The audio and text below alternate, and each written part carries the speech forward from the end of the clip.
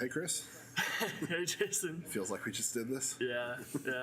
But second time in person, so, it's the background noise is rough, but we'll be fine. We'll survive. Today, once again, an hour later, we are joined by our next guest. Nate, do you mind introducing yourself? Yeah, my name is Nate Berkopec. I am a performance consultant for Ruby on Rails applications. Awesome. Thanks for taking an hour out of RailsConf to join us. Of course. So, kind of one of the low-hanging fruit questions we always ask everyone, how they got their start in programming and subsequently Ruby. Yeah, so I actually got my start in programming because so I was graduating from college in 2011, and I wanted to work in tech startups. So I went to college in New York City, and I wanted to work at a tech startup.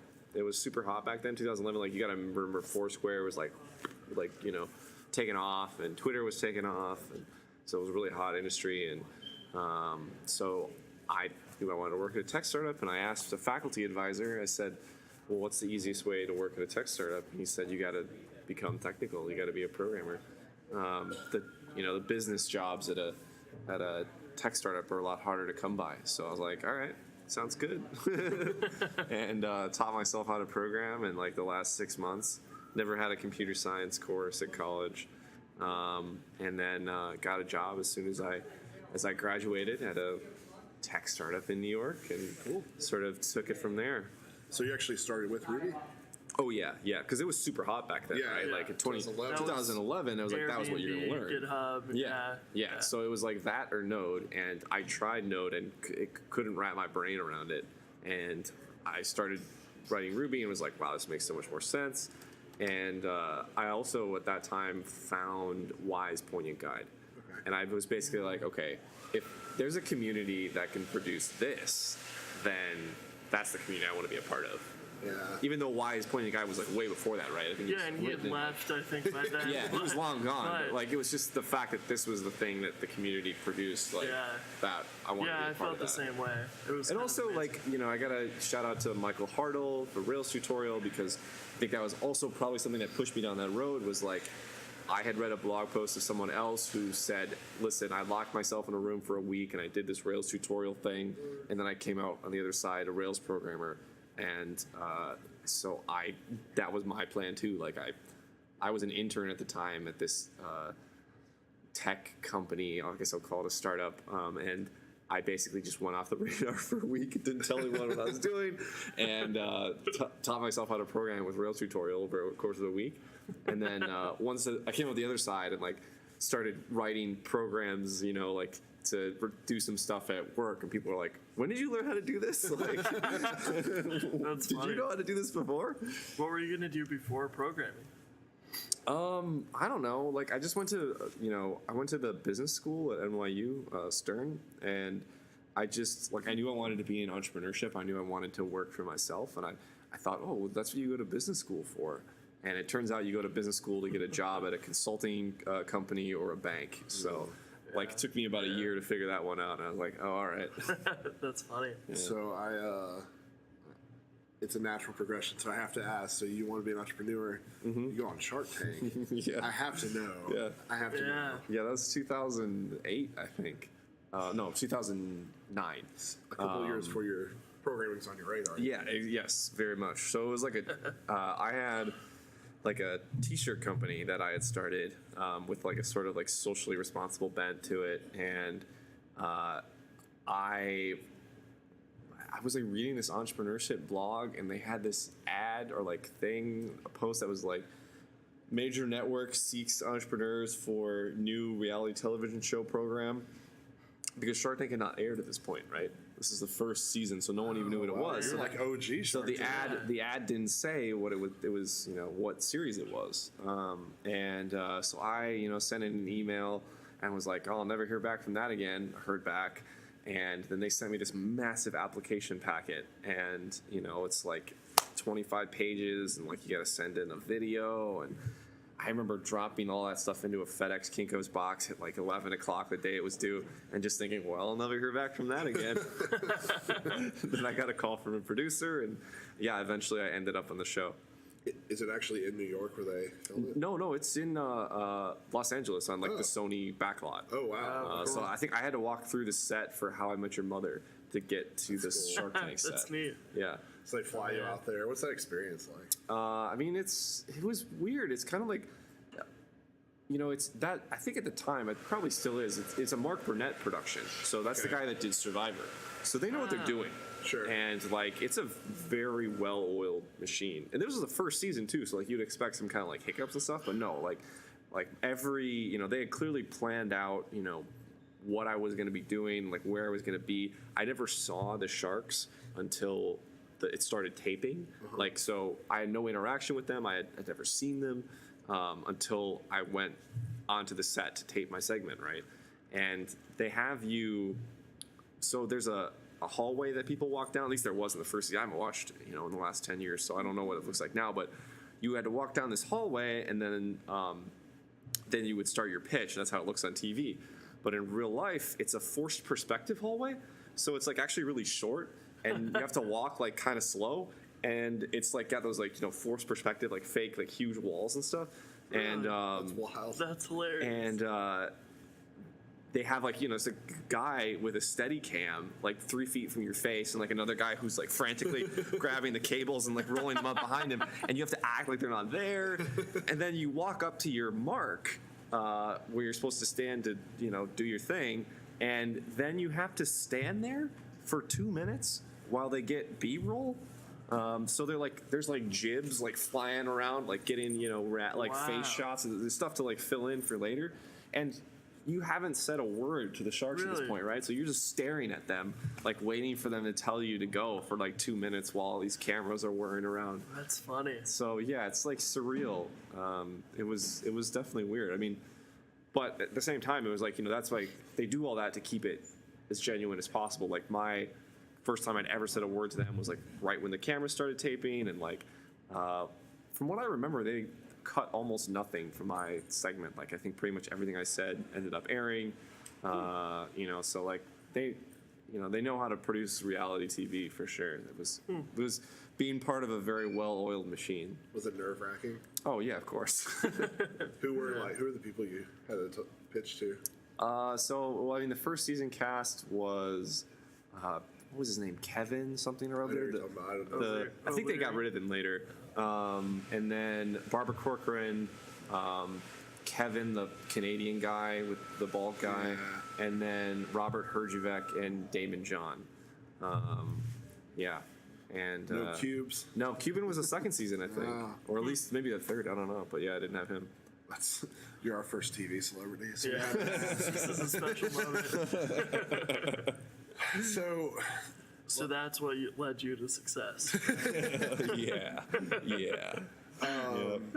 So you're off Shark Tank. You go to school. You are in programming now. So what were some of like your earlier programming jobs? So my first job was basically, our first couple of jobs were at various startups or people in New York that I knew. I think especially when I was in college, like I thought networking was like going to meetups and handing out your business card. But what I realized very quickly was that networking is just being nice to people, and they will feel like they want to pay you back for that. Like part of the reason why I'm here today is because Jason's a super nice guy, and like I want to pay him back for all the you being a good guy. I appreciate that. And so my first job, like I pair programmed with this guy at a co-working space for like 2 or 3 hours. His name's Trace, super nice guy, and I programmed him for like 2 or 3 hours, and like he then thought I was a nice guy and sent my name on to someone when someone asked him like, hey, I need a junior programmer. You got anybody? And he's like, yeah, I just talked to this guy. You should talk to him. That was my first job, right? Like I was nice to someone. They were nice to me. And so, I worked at tech startups that way. And then worked would contract for a friend's startup. and then I got a job at a 500 startups company. It was called Craft Coffee. It was like a coffee box subscription. Okay. And I worked there for 2 years. It was a lot of programming, but like it's a 5-person startup basically, so you end up doing everything. Like I took over from the operations person when they quit, so like I was in charge of like shipping 800 coffee boxes a month. Out of this like Brooklyn space. It was really fun. Like I ended up, reading a lot about lean production, like the Toyota production system, and like redoing our whole assembly line and trying to like reduce the amount of work it took to assemble a box and send it out the door. It was like super fun because it's kind of like programming. It's like it's system design. Sure. So that was fun. And then after that, I've been freelance ever since that job. So that was like 4 or 5 years ago. And I started doing freelance and just loved it. So that's what I've been doing ever since. Was it the freelance stuff that led you into the performance focus? So, well, kind of. Actually, like at that last job, it's an e-commerce company. So I started getting interested in performance because I had read a lot about how the link between site speed and revenue in e-commerce companies. Like no one's going to wake up 20 years from now and wish their website was slower, and like so putting money into or putting time into performance work was like it just seemed like this obviously good thing for me to be doing, especially on like the checkout and on all that the revenue important parts of the site. So that was how I got into performance, really was doing that at this company. Then I started writing about it, and that took like a year or two after I quit. I think I don't remember, but and then when I started writing about it, then like I was like doing some hot takes, especially about TurboLinks, about how I thought it was good, and DHH like retweeted one of my articles, and it like blew up, and I got all this readership, and I was like, I should keep writing about this performance stuff. And then it was like just the uptake from writing about performance stuff at that time, which is what that was like the feedback of like, oh, this is a market need. Like people need some feedback and need some advice here. And that was how I got started on the performance road. That's cool. So you still freelance, or I know you do workshops and stuff? Yeah, no, I've been 100% freelance for last 4 or 5 years. Cool. Yeah. So when you got started in performance, you mentioned one of the first articles was like about TurboLinks. Were you just focused on like performance as a whole, or did you kind of like dive into like maybe like server side, front end? I mean, I've always been like a full stack performance advocate. Sure. I say that there are 2 things you can do with performance work, and that is to improve the customer experience, to improve perceived performance of the website, like this website feels fast or it feels slow, or you can decrease server costs by decreasing latency. So if I can reduce your site's latency by 50%, then most of the time I can reduce your server costs by 50%. So that's the only really 2 things you can do with perf work. And that first one, which is what people think perf work is mostly about, improving the customer experience, actually it turns out most of the customer's experience of whether a website is fast or slow is governed by what happens on the front end. Your Rails applications response latency is 100 to 250 milliseconds, but the average experience of loading a web page is 5 to 7 seconds. Right. So you could have the response time of your Rails app and make a 2% dent in the perceived performance of your site. So, and this also like I think it's partially due to the time that I got into programming was like when full stack was a bit more of a thing.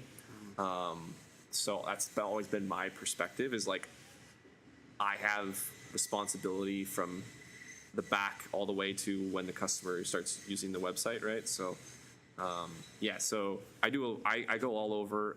I obviously only talk about Ruby and Rails on the back end, but I talk about front end quite a lot as well because it matters quite a lot. So if we can maybe get some hot takes for a second. So follow you on Twitter, talk a lot about, how Ruby is still relevant and Rails is fast enough, things like that.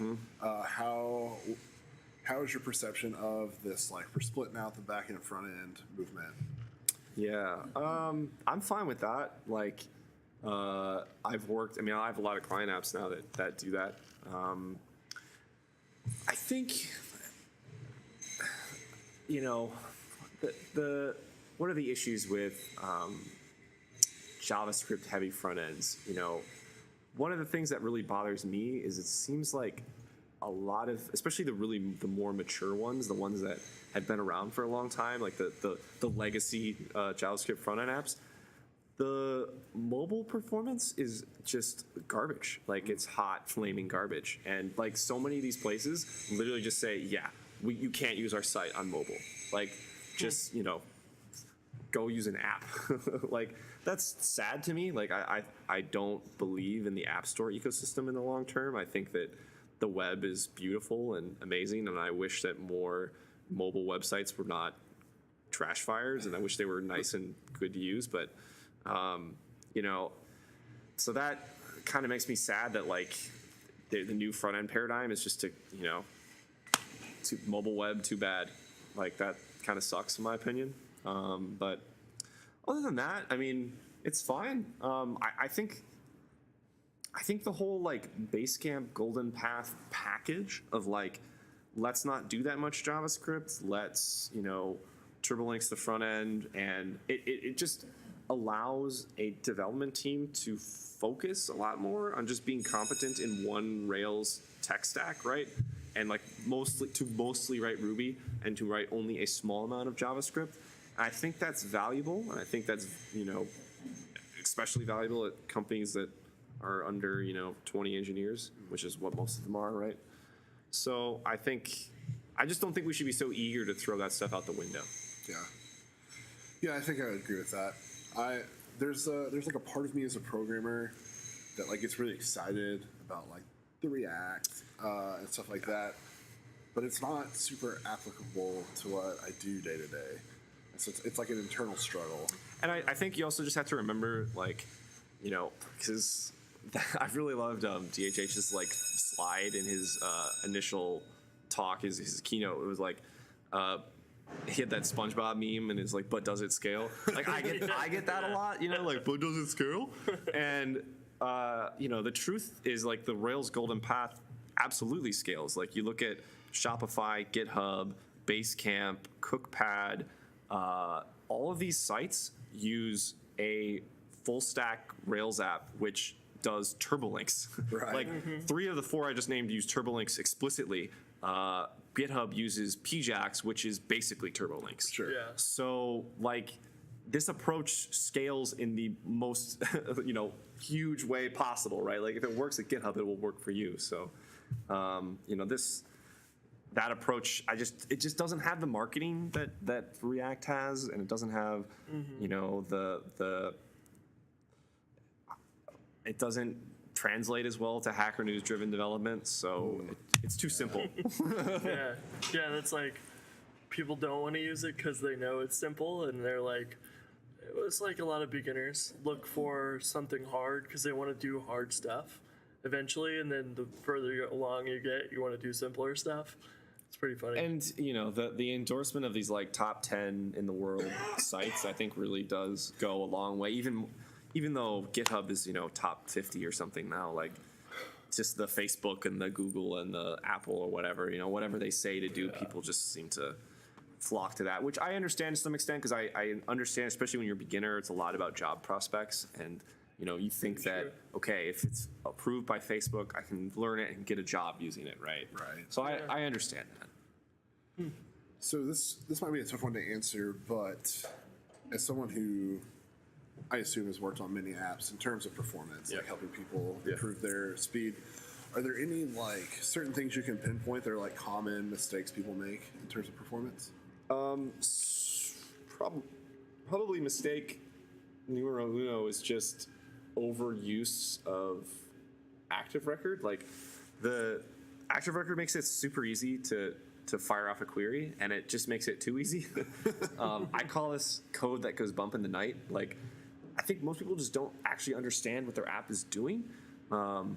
When a request goes off, like, they don't understand the code path, like where it starts here, like what's a rack middleware, and then like what's happening in these rack middleware, and then it goes into the app, what happens in the routing layer, what happens here, and like people don't normally have to go through that execution path. Like they don't have to understand the steps involved.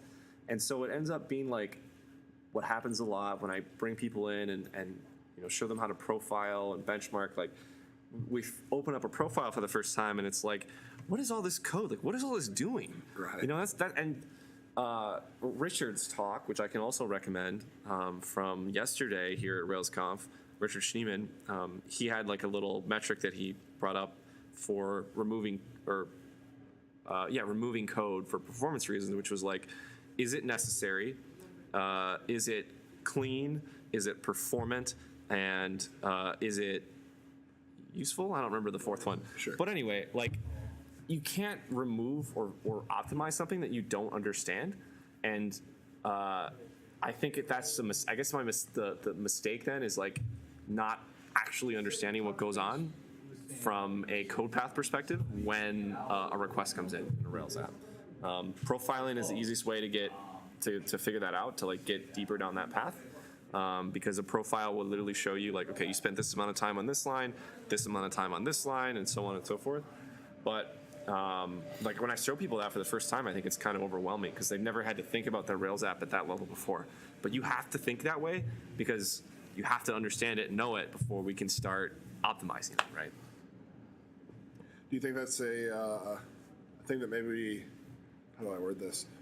Maybe we don't teach basics enough in that? I don't know. I mean, like, I think that's just the natural progression, right? Like, the first thing you gotta, what is it saying? Like, first make it work, then make it clean, then make it fast. Sure. Yeah. So, like, that's the progression. That's fine. I think that's natural way, because also, like, getting it work is the thing that pays the bills, right? Right.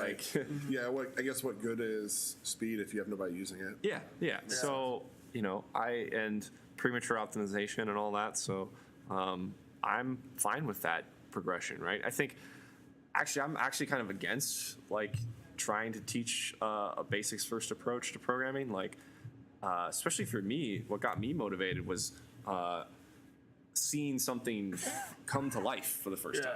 Something you can use. And that's what the Rails tutorial does. Like, it doesn't, it teaches you how to use Git. That's not going to teach you what a tree or a blob is, right? Right. Like, all it taught you was enough to get you to making your own Twitter. And like, that was like, oh, wow, I made my own Twitter. Like, that was the aha moment for me. And so I don't think we should be teaching people basics first, because I think it just can get you bogged down in the way of getting to that point of the aha. Yeah, no, that's actually like what got me in programming. So like I was doing front end work, HTML, CSS, jQuery, not JavaScript.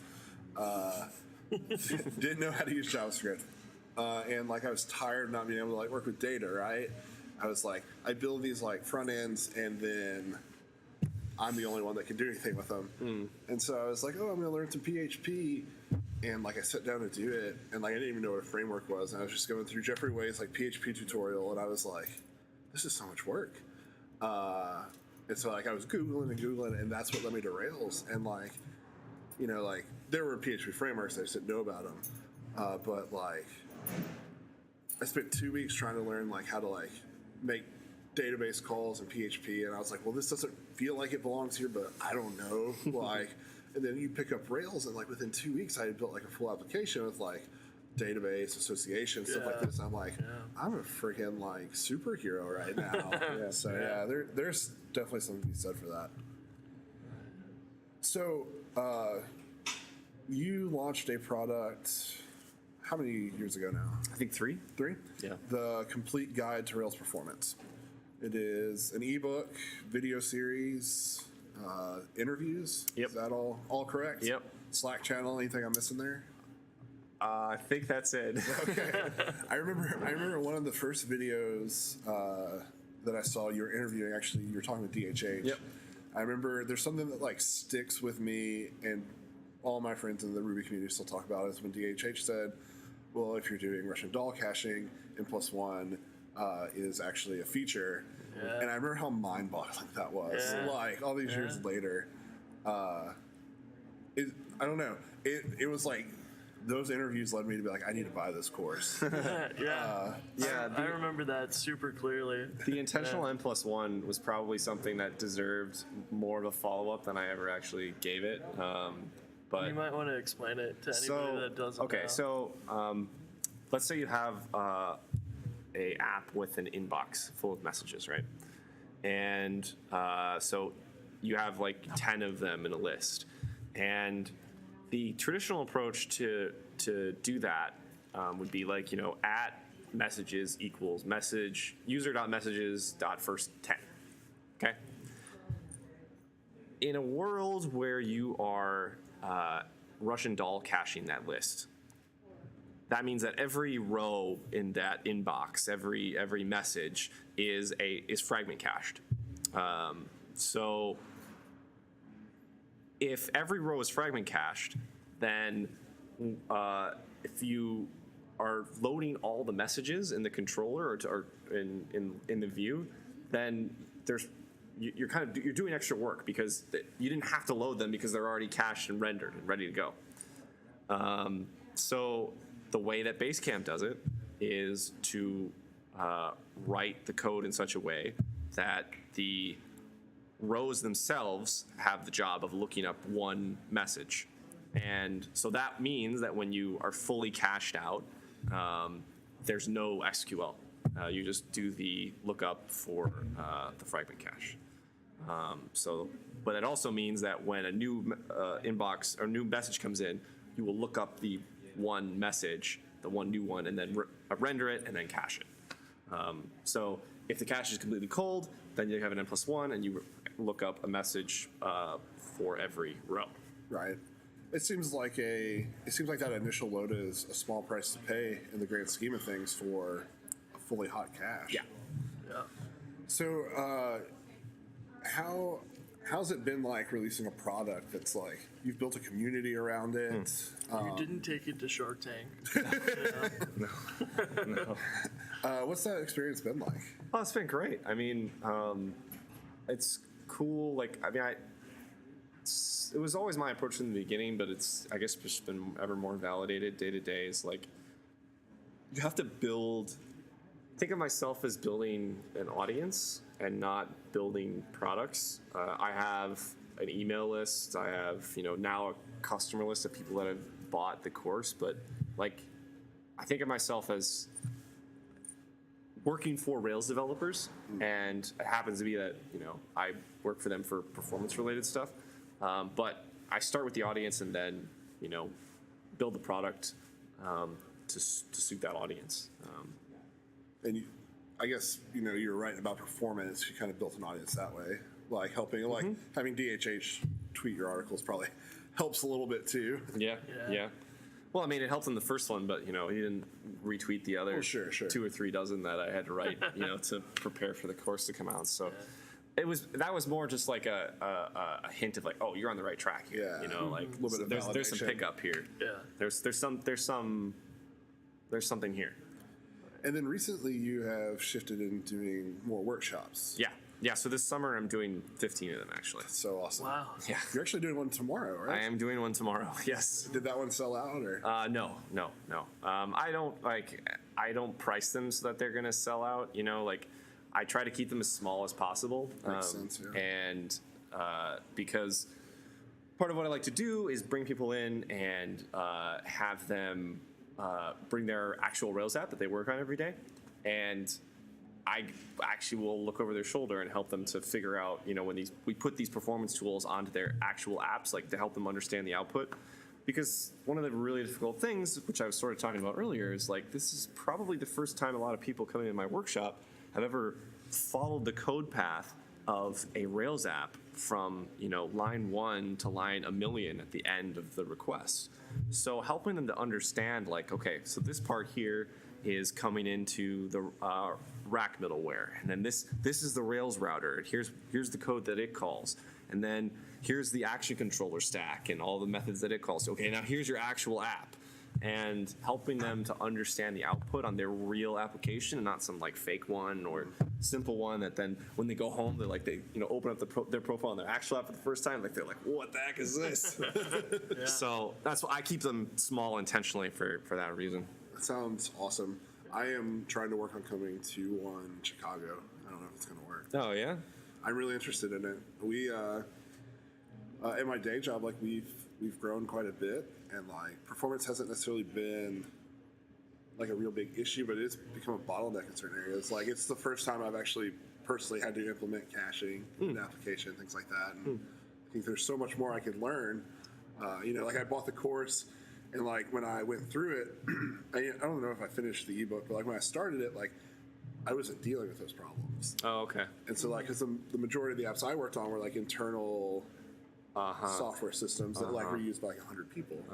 So like, yeah, they were like, performance was a little bit of an issue, but we could also just throw more dynos at it. Yeah, and especially on the measurement and diagnosis side, like it's one thing to throw some of these tools on like an internal app that maybe has a couple of contributors and maybe a year or two of history, and then another to throw it on the big bad monolith that has been around for 5 years and is serving lots of traffic and features and customers and stuff. There's a different level of complexity and skill required to do that. It's nice though because you hinted at it earlier. Like one of the common complaints or criticisms of Ruby and subsequently Rails is like it doesn't scale, it's too slow. Of course, Ruby's dead, Rails is dead, and like not only is like your stuff valuable in that it teaches people to like make their applications faster, it's also like social proof alongside these other top 100 apps that like this is not a problem. Like you have to be a little bit knowledgeable about it. Yeah. Like, It goes back a little bit to what Justin was just talking about in the last episode, where he was like, it's actually nice that a lot of the people who are just here because of the hype have left. And we just have to reinvent and say like, it's actually really good to be stable, but it's also like, this is a piece of that where it's like, as a reminder, like it's not actually slow, or it's plenty good enough. Yeah, I think we just have to work at it a little bit. Yeah, and it's like really good marketing in a sense for Rails and everything and Ruby, just being like, look guys, like but here's a solution, here's the path, right? Yeah. So I think it contributes a ton to that. Yeah. So it's been awesome. were you at Ruby Kaigi last week? I was. How was that? Oh my God, it was amazing. I love Kaigi. Yeah, everyone listening to this should go. It was incredible. It was huge this year. It was like something like a 50% increase, I was told, of the attendance over last year. So it was in Fukuoka, Japan, and Fukuoka is some kind of like tech.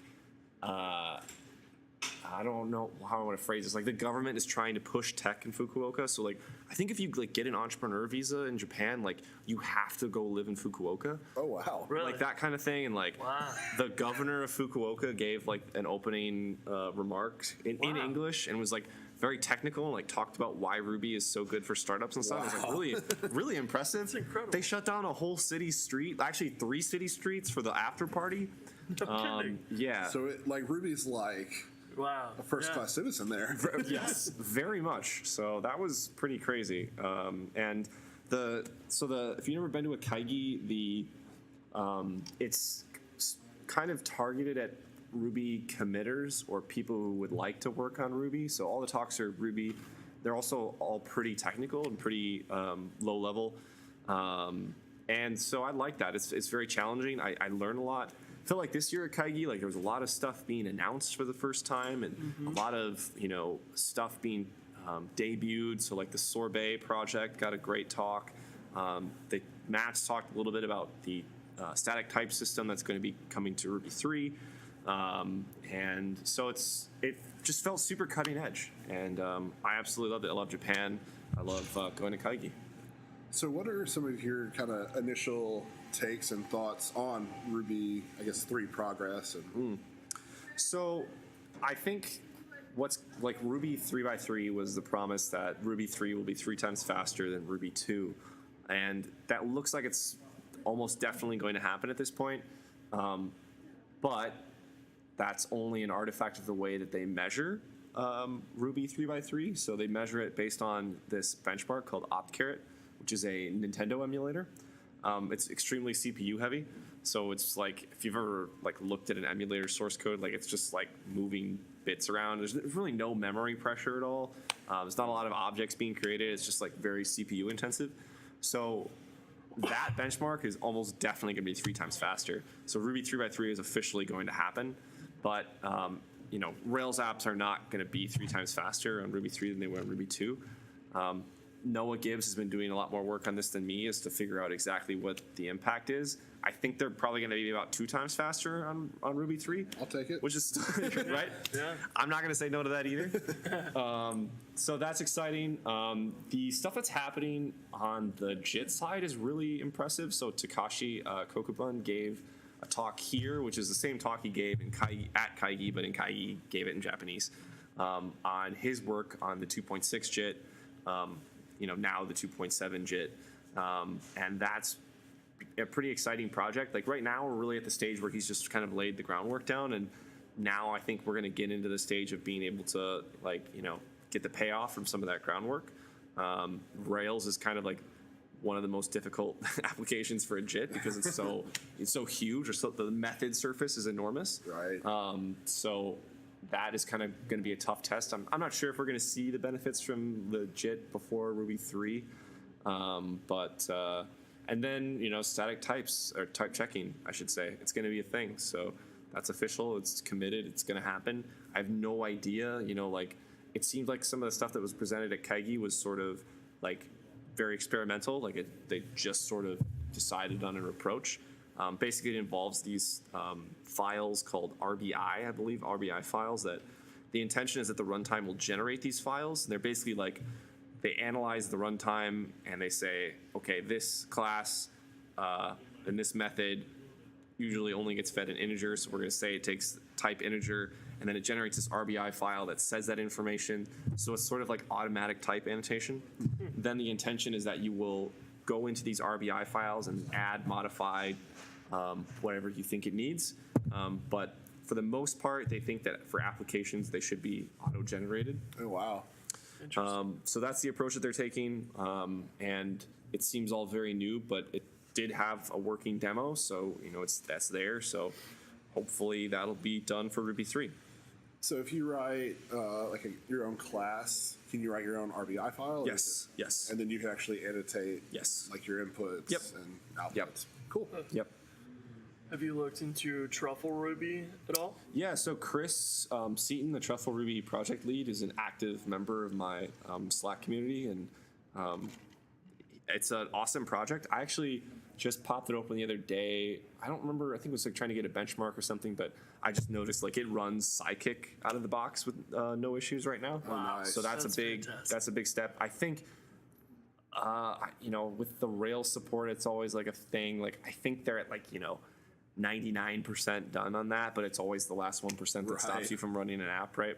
I think they have the same kind of stumbling blocks that like JRuby has in that front. Although they can actually run C extensions, which is the sort of secret sauce for Rails adoption there. But it's a super cool project. I think a lot of people are nervous about the fact that it's Oracle backed. They're like, someone could come into their office any day and be like, yes, this project's over now. Like you can go home. And that's Oracle has done that kind of thing in the past, right? Like that could happen.